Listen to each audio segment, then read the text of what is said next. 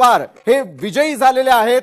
यामध्ये भाजपच्या सुनीता कामाठी, भाजपचेच अंबिका चौगुले आणि भाजपचे सत्यनारायण गुरबर आणि भाजपचे विजय चिप्पा हे 4 जण त्या ठिकाणी विजयी झालेले आहेत। सोलापूर या ठिकाणाहून सर्वात मोठी बातमी आपल्या टेलिव्हिजन स्क्रीनवर।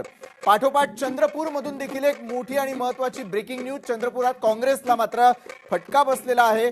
खासदार प्रतिभा धानोरकर यांना धक्का बसलेला आहे, कारण काँग्रेसच्या वर्तमान महानगर अध्यक्ष संतोष लहामगे आणि माजी महानगर अध्यक्ष रामू तिवारी यांचा पराभव त्या ठिकाणी झालेला आहे। चंद्रपुरात काँग्रेसला मोठा फटका बसलेला आहे।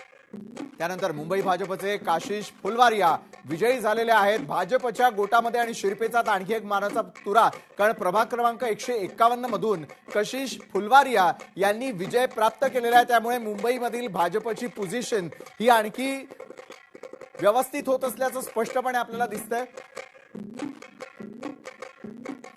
धुळ्यावरून या घडीची सर्वात मोठी बातमी आपण पाहणार आहोत आणि ती म्हणजे धुळ्यामधनं आलेले अपडेट। धुळे महानगरपालिकेत भाजप 40, शिवसेना 4, राष्ट्रवादी अजित पवारांची 4 आणि एमआयएमनं 8 जागा त्या ठिकाणी मिळवलेल्या आहेत, हे स्पष्टपणे दिसतंय। धुळे महानगरपालिकेचा निकालही लवकरात लवकर स्पष्ट होत असल्याचं आपण यावेळेला पाहतोय। चंद्रपूरच्या ठिकाणाहून देखील आणखी एक मोठी अपडेट आपल्यापर्यंत येते।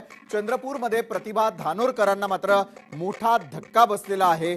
चंद्रपूरमधले निकाल पाहत असताना त्या संदर्भातली सगळ्यात मोठी बातमी। चंद्रपूरमध्ये एका बाजूला शहर काँग्रेसला फटका, आजी माजी चंद्रपूर शहर जिल्हाध्यक्ष संतोष लामगे आणि रामू तिवारी पराभूत झालेले असताना दुसरीकडे मात्र चंद्रपूरमधून आणखी एक अपडेट आपण पाहतोय। त्या पाठोपाठ कल्याणकडे आपण वळूयात। कल्याणमधून येणारी ब्रेकिंग न्यूज काय सांगते तर कल्याण डोंबिवली महापालिका सार्वत्रिक निवडणुकी संदर्भातले ताजे अपडेट्स लोकशाही मराठीच्या सर्व प्रेक्षकांसाठी। ठाकरे सेनेचे तेजश्री गायकवाड या ठिकाणी विजयी झालेले आहेत। ठाकरे सेनेचे राहुल कोटही विजयी आहेत। नेतृत्व किंवा मी काहीतरी हे सामूहिक आहे। माझा पक्ष मला महत्वाचा आहे। माझ्या पक्षानं जी जबाबदारी दिली ते मी काम केलंय। मला पक्षानं प्रमुख केलं होतं, मी त्यातलं जो माझा भूमिका होती तेवढंच काम केलं। नेतृत्व एकच आहे, देवेंद्र फडणवीस, दुसरं नेतृत्व नाही राज्यात। त्यामुळे त्यांच्या नेतृत्वाखाली हा विजय आहे।